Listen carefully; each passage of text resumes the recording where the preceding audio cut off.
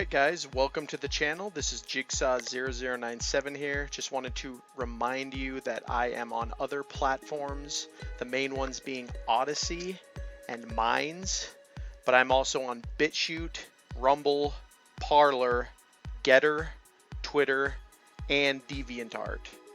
Also keep in mind that I will be leaving links to all of these platforms in the description of every video if you guys want to be able to just click on those to find them easily. And also Odyssey and Minds will always be in the channel banner. But with that, let's get into the video.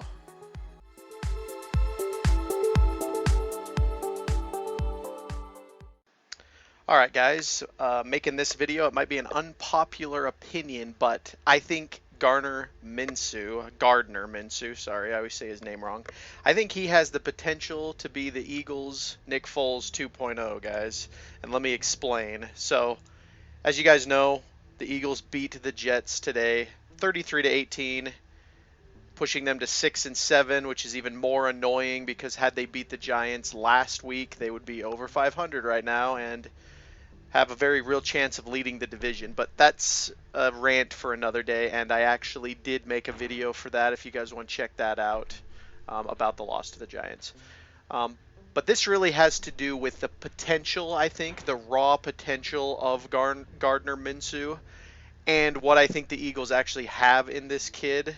He's 25 years old, so he's very young still, especially in the modern NFL quarterback era where you're seeing that people like Tom Brady can possibly play until they're 50 years old at this point. So lots of upside with Gardner Minshew and very low risk, other than the possibility of having to pay him in the future. But yeah, as of right now, Jalen Hurts is injured. He has an ankle injury that I believe he sustained against the Giants. So similar to last year when Carson Wentz got injured, and, you know, Jalen Hurts had a chance to shine, eventually leading to the decision to send Carson Wentz to Indy, which, by the way, it looks like Carson Wentz has hit the 75% snaps threshold. So we're going to get another amazing draft pick that Howie Roseman will likely blow. So that's a side thing. But yeah, so it's a similar situation. Last year, Carson Wentz went down, and then Hurts came in, beat the Saints, and, you know, it was like, okay, we got this, like, new, fresh, sexy guy. And Jalen Hurts, in my opinion, he's played well, but he's also played bad. But the moment the Eagles got Minshew, which, by the way, they got him for a 2022 sixth-round draft pick. So, again, the cost is low. Other than having to possibly pay him in the future, the cost is very low, and this is a very Nick Foles type situation, only I see even more upside because he's much younger than he was when Nick Foles was on the team. I think Nick Foles back in 2013 was... never mind. So Nick Foles back in 2013, he was about the same age, actually. So, yeah, it's a similar Nick Foles situation where you just have this underrated quarterback, in my opinion, this really good pocket passer. You know, he's not like Jalen Hurts. He's not going to take off on the ground and get you like a running touchdown, but the guy can throw. If you guys saw his throw to Dallas Goedert today against the Jets, like, it was a perfect dime pass. It just reminded me of like something you'd see from Nick Foles. And just go over his stats as well, guys. So his 2019 season was very impressive. So he played in 14 games and he recorded over 3,000 passing yards. He had 21 passing touchdowns to 6 interceptions. Again, who does this remind you of? This reminds me of a 2013 Nick Foles. 27-2 was Nick Foles that year, so even better, but this is still very similar. And it's really funny when you read about him too. He made his NFL debut against the Chiefs when Nick Foles was taken out of the game during that year. That was when Nick Foles played for the Chiefs. And then also he was on the Jaguars, and he replaced Nick Foles when Nick Foles got injured that year. So that's just a funny little aside here. But I think that... Oh, yeah, that's what it was. So following an injury to Nick Foles in the opening game of 2019. So he took over to post that impressive 2019 statistic that I just read, the 21-6 touchdown interceptions. he took over for an injured Nick Foles that year and ended up playing all 14 games, all the 14 games. So yeah, that was just very interesting to read. Um, but yeah, so again, back to the point here. The Eagles have a amazing potential talent here. I know it's just the Jets, whatever. Maybe I'm getting ahead of myself, but I thought this from the beginning of the season. The moment they got him, I was like, okay, they're going to play Hurts because I just know what they're going to do. But in the back of my mind, I was like, okay, if Hurts sucks or he gets injured, they're going to put Minshew in. And this was also when we had Joe Flacco as the backup, which I thought they'd keep him around, but I guess they sent him to the Jets. And so it was just Minshew and Hurts, and I'm like thinking, okay, Minshew's the guy that I would go with. Like if I was the head coach of the Philadelphia Eagles, I would go with Minshew because to me, Jalen Hurts, I like him, but he's just another running quarterback. I'm not a big fan of running quarterbacks, as you guys already know. I was very biased towards Nick Foles when he was in Philadelphia, even more so, obviously, because he won the Super Bowl, and he almost won the Super Bowl again in 2018 had Alshon Jeffrey not dropped the pass against the Saints. I think they would have had a very easy path to get to the Super Bowl and beat a pretty average Patriots team that year. So Nick Foles could have potentially been a two-time Super Bowl winning quarterback for the Philadelphia Eagles, in addition to what he did in 2013 and 2014. Keep that in mind, guys. That is how the general manager and the owner and just the organization in Philadelphia as a whole has treated Nick Foles. In my opinion, they've treated him completely unfairly because they ended up just getting rid of him and going with Carson Wentz because he's the sexier option. And that leads me into what I think the Eagles are probably going to do, which is pretty annoying, but it's probably going to happen.